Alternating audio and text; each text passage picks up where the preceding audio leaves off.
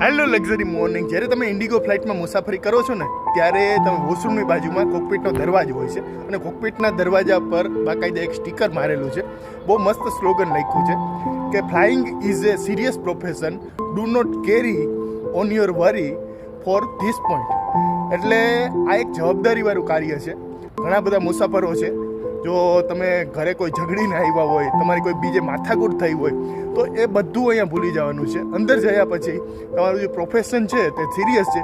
એવી રીતના આપણે આ એક સ્ટીકર છે એ આપણે ઘરે પણ લગાડવું જોઈએ કે જ્યારે આપણે ઘરે જાય છીએ ત્યારે આપણે ધંધામાંથી થાકીને આવ્યા હોય, કોઈને માથાકૂટ થઈ હોય, કોઈ પૈસાનું બૂચ મારી લીધું હોય એનું ટેન્શન હોય, અથવા કોઈને રૂપિયા ના આવ્યા હોય, બીજી ઘણી ભસાડું હોય છે.